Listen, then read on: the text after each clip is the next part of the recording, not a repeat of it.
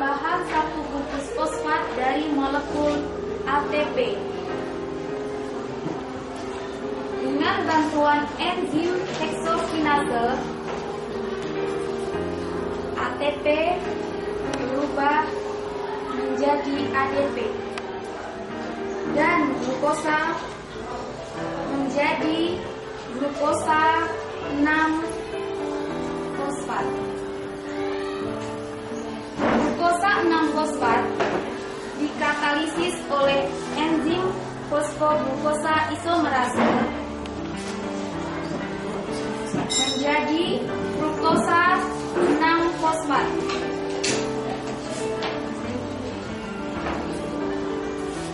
Fruktosa 6-fosfat mendapatkan tambahan satu bungkus fosfat dari molekul ATP yang lain.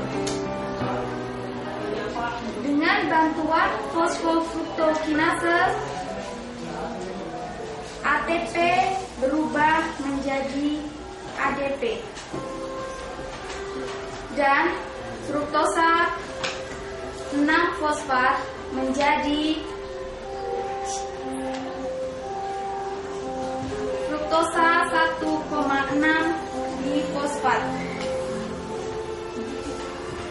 Kemudian fruktosa 1,6-difosfat diubah oleh enzim isomerase menjadi dihidroksiaseton fosfat dan gliseraldehida trifosfat yang saling isomer. Dihidroksiaseton fosfat dan gliseraldehida trifosfat mengalami oksidasi dengan bantuan enzim gliseraldehida trifosfat dehidrogenase dan mereduksi NAD+ sehingga NAD+ membentuk NADH dan mengalami penambahan molekul anorganik sehingga terbentuk 1,3 fosfogliserat. Kemudian 1,3 fosfogliserat melepaskan satu bungkus fosfat dengan bantuan fosfogliseratinase sehingga ADP berubah menjadi ATP dan 1,3 fosfogliserat menjadi 3-bifosfogliserat. 3-bifosfogliserat dengan bantuan fosfogliseromutase mengalami isomerase menjadi 2-fosfogliserat. Setelah menjadi 2-fosfogliserat, enolase memisahkan molekul H2O dari 2-fosfogliserat sehingga menjadi fosfoenolpirufat. Kemudian fosfoenolpirufat melepaskan satu bungkus fosfat terakhir dengan bantuan pirufat kinase sehingga diterima ADP untuk membentuk ATP dan fosfoenolpirufat berubah menjadi asam pirufat.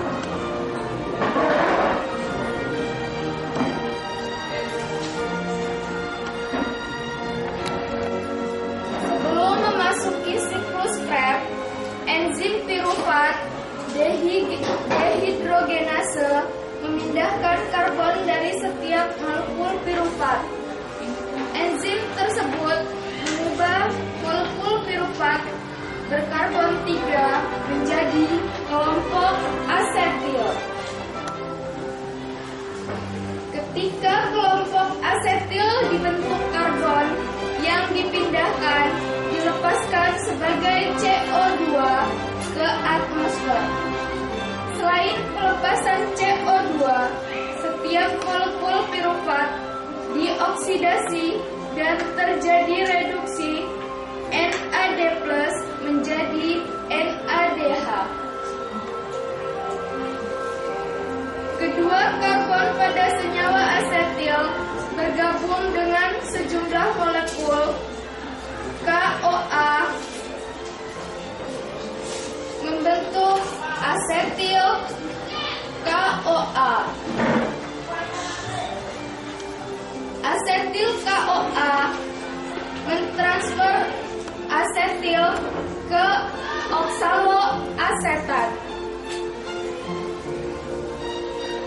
yaitu senyawa berkarbon 4 untuk menjadi bagian dari molekul berkarbon 6. Oksaloasetat merupakan titik awal berlangsungnya siklus Krebs. Oksaloasetat membentuk molekul berkarbon 6, yaitu asam sitrat. Supaya reaksi oksidasi dapat berlangsung, gugus hidroksil pada sitrat harus diatur kembali. Ini terjadi melalui dua tahap. Pertama, molekul air dibuang dari satu karbon, kemudian ditambahkan ke karbon yang berbeda. Produknya adalah isomer sitrat yang disebut isositrat. Isositrat mengalami reaksi dekarboksilasi oksidatif. Mula-mula isositrat dioksidasi menghasilkan sepasang elektron dan mengubah NAD+ menjadi NADH. Kemudian terjadi dekarboksilasi. Atom karbon membelah membentuk CO2 terbuang. Yang tersisa adalah gugus suksinil yang bergabung dengan koenzim A membentuk suksinil KOA. Dalam proses tersebut terjadi reduksi NAD+ menjadi NADH. Ikatan gugus berkarbon 4 suksinil KOA adalah ikatan berenergi tinggi. Energi yang dilepaskan difosforilasi guanosin difosfat atau GDP plus TI menjadi guanosin trifosfat. ADP siap diubah menjadi ATP. Fragmen berkarbon 4 yang terbentuk disebut suksinat. Suksinat dioksidasi menjadi fumarat. Yang berperan sebagai penerima elektron adalah flavin adenin dinukleotida atau FAD, melepaskan elektron dan menjadi FADH2. Pada dua reaksi terakhir, molekul air ditambahkan pada fumarat untuk membentuk malat. Malat kemudian teroksidasi menghasilkan oksaloasetat. Dapat bergabung dengan gugus asetil berkarbon 2, asetil KOA.